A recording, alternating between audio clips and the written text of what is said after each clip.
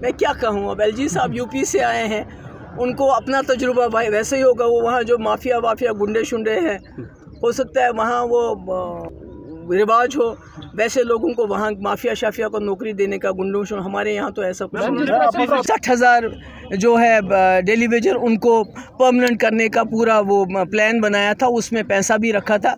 अब ये सरकार क्या कर रही है उसमें मैं क्या कह सकती हूँ। तो नौजवान निकलते हैं तो उनको डंडे खाने पड़ते हैं। जो थोड़ी बहुत नौकरियाँ बची हुई हैं उसमें धांधलियाँ होती हैं, लोगों को नौकरियों से बाहर निकाला जाता है। इस तरह राशन की बहुत दिक्कत है। पहले राशन जो मिलता था अब वो भी कम हो गया है, और सड़कों की हालत बहुत ख़राब है। और अस्पतालों में जो है डॉक्टर नहीं है, इंफ्रास्ट्रक्चर नहीं है, वो सब जो प्रॉब्लम्स हैं वो तो है। पीर पंजाल तो मेरा घर है, ये मेरे घर से भी ज़्यादा नज़दीक है, और इसके साथ मुफ्ती साहब को बहुत ही ज़्यादा अकीदत था, बहुत प्यार था, और इसीलिए उन्होंने मुग़ल रोड भी बनाया ताकि हमें आने जाने में सहूलियत हो जाए, हम एक दूसरे के नज़दीक आ जाए।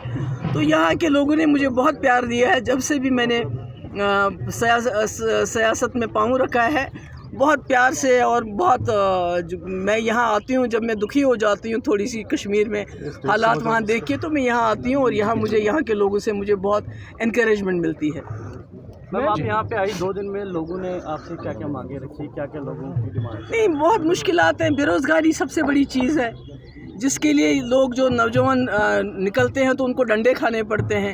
जो थोड़ी बहुत नौकरियां बची हुई हैं उसमें धांधलियां होती हैं, लोगों को नौकरियों से बाहर निकाला जाता है। नई नौकरियां आ नहीं रही हैं, और ऊपर से दूसरा ऑर्डर निकाला है एलजी साहब ने कि जो पोस्ट 2 साल तक खाली रहेंगी उनको रेफ़र भी नहीं करना है। ऑलरेडी नौजवानों की जो एज थी नौकरियां जम्मू कश्मीर में, उसको भी कम किया गया। तो ये तो सबसे बड़ा मामला है। दूसरा जो ये पेंशन का किया गया है कि आपको फ़िज़िकल वेरिफिकेशन के लिए बूढ़े बुज़ुर्ग अपाहज लोग कैसे जाएंगे। इसी तरह राशन की बहुत दिक्कत है। पहले राशन जो मिलता था अब वो भी कम हो गया है, और सड़कों की हालत बहुत ख़राब है।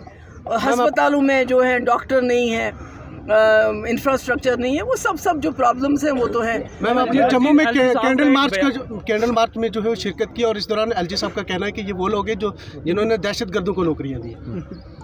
मैं क्या कहूँ, अब एलजी साहब यूपी से आए हैं, उनको अपना तजुर्बा भाई वैसे ही होगा। वो वहाँ जो माफिया गुंडे शुंडे हैं, हो सकता है वहाँ वो उनका रिवाज हो, वैसे लोगों को वहाँ माफिया शाफिया को नौकरी देने का, गुंडों शुंडों। हमारे यहाँ तो ऐसा कुछ नहीं। 10 दिनों तक लोगों से राय मांगी है, इससे आप कितनी बड़ी डेवलपमेंट देखते हैं प्रॉपर्टी टैक्स की इम्पोजिशन के मामले में? देखिए, प्रॉपर्टी टैक्स का इम्पोज करना यहाँ पर ये कह के कि हर जगह ये होता है, मैं समझती हूँ बहुत बड़ा जुल्म है। जो इस वक्त हमारे हालात हैं, 2019 में जिस तरह 370 ख़त्म किया गया, उसके बाद यहाँ शट डाउन रहा, उसके बाद कोविड आया, उसके बाद आपने जम्मू में बिल्कुल दरबार मुँह बंद कर दिया। आप जम्मू के दुकानदारों की हालत देख लीजिए, क्या हालत है।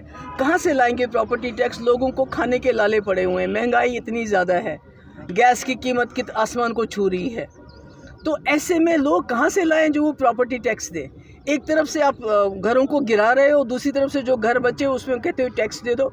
तो मैं समझती हूँ बिल्कुल गलत है, ये नहीं होना चाहिए। मैम, एक सियासत से जुड़ा हुआ सवाल, सभी रीजनल पार्टीज ने मिलकर पीएजीडी को कायम किया था जम्मू कश्मीर में। पिछले काफ़ी अर्से से कोई मीटिंग नहीं हुई, कोई अभी मीटिंग नहीं हुआ। अभी तो फिलहाल ऑल पार्टी मीटिंग हुई है जम्मू में जी। पीएजीडी मैम, बाबा कलाम साहब यूनिवर्सिटी की बात करें तो आए दिन वहाँ पे सवालिया निशान उठ रहे हैं, तो क्या कहना चाहेंगे? नहीं, मुझे उसके बारे में मालूम नहीं क्या सवालिया निशान। जो टेलीविजन है वो परमानेंट नहीं हो रहे। भाजपा ने आरोप लगाया कि पिछली सरकारों ने उन्हें कोई ऐसी पॉलिसी नहीं दी जिसके तहत वो परमानेंट। बिल्कुल, हमने पॉलिसी लाई थी जिसमें हमने ये फ़ैसला किया था, हमने फाइनेंशियल उसका जो ज़रूरत थी वो भी रखे थे।